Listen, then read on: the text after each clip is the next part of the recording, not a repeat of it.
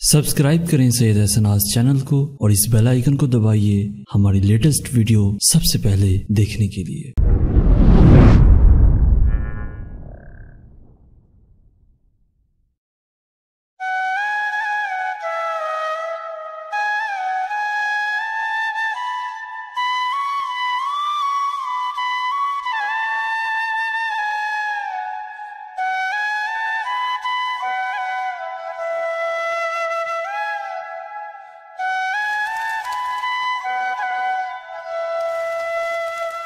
आफताब पाकिस्तान को नहीं देख सकता, लेकिन जब भी उसके दिल की आवाज़ उसकी बांसुरी से निकलती है तो वो पाकिस्तान के ही गुण गा रही होती है।